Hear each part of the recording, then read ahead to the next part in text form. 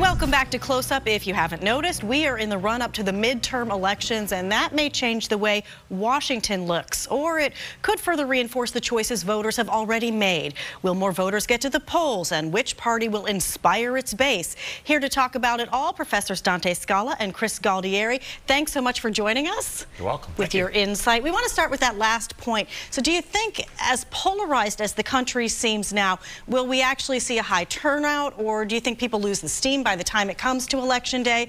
Since the 2016 election, we've seen a lot of protests, a lot of people outspoken on both sides of the aisle. It's a huge interest in politics right now. So who do you think comes out on top? Who does this favor? My guess is that it favors Democrats. If you look at these sorts of midterm elections historically, the president's party tends to do poorly. That was the case with Bill Clinton in '94, George Bush in 2006, Barack Obama in 2010 and 2014. And all the indications we have, generic ballot polling, special elections, organizing and protesting, all seem to point towards a Democratic edge going into the last month of the fall campaign. What do you think, Dante? Well, so far in New Hampshire, what's striking is how quiet it has been since the September primary. In fact, I think this has been the quietest general election cycle we've seen in 20 years.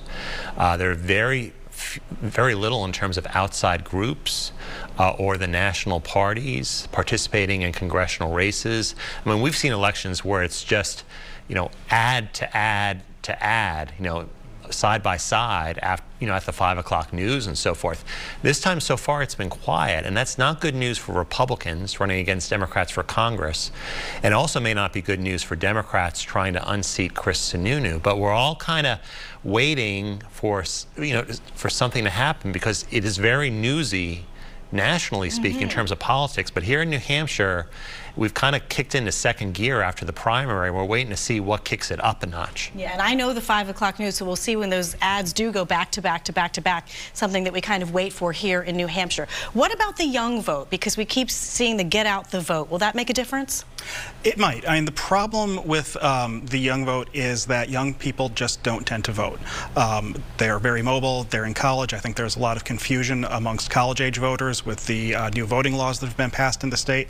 So I think that's going to be a challenge, especially for Democrats, is getting those voters who I think would support them if they vote actually physically to the polls on Election Day. What about the specific races or districts in the country that you think could be indications of what will happen in Congress?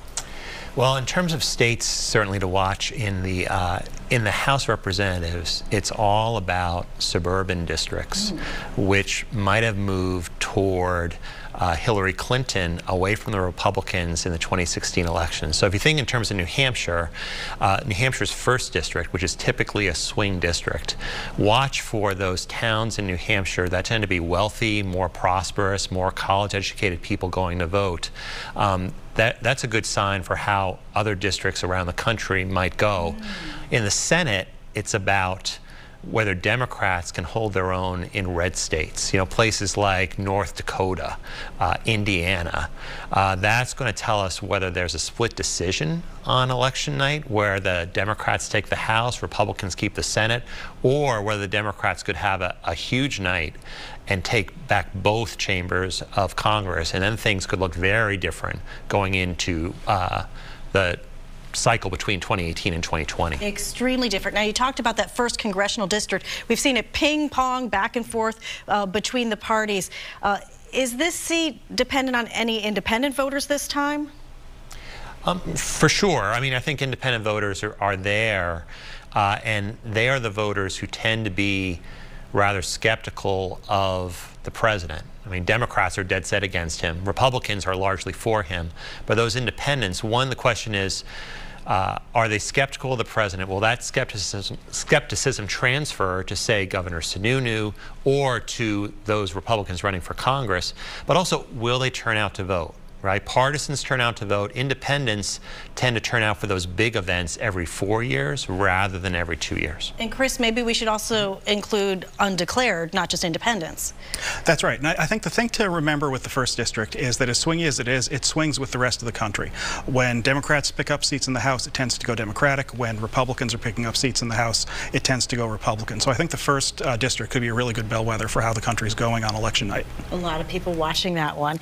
New Hampshire usually usually gives a first-term governor who's just served 2 years the chance to serve 2 more years. So is there a scenario here where Governor Chris Sununu becomes vulnerable if there's a referendum on President Trump?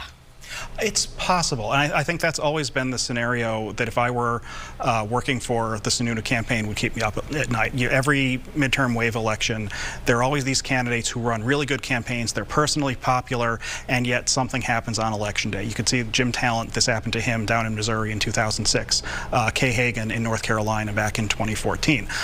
So if there isn't just a blue wave, if there isn't just a blue tsunami, but if there's something more akin to like a blue Sharknado that just pushes Democrats into office all across the country, including elections where you have well-liked incumbents, where you have well-funded incumbents, then I think that's the scenario where you could see the governor's race become close. Sununu is really carrying all the weight for New Hampshire Republicans on the ticket and trying to offset Donald Trump's kind of dead weight on the Republican ticket, because there's really no one else who's a household name running on the Republican side except for Governor Sununu. So Republicans way down tickets, say for the state Senate, the state House, they need Governor Sununu not just to win, but win with a large margin. To win big. Exactly, to help, to have kind of long coattails, so to speak, to help those down ticket Republicans, because that could make the difference between a Governor Sununu and a Democratic state legislature and a Governor Sununu cooperating with a Republican legislature. And we've already seen former President Obama make a public endorsement of Molly Kelly. Does that make a difference?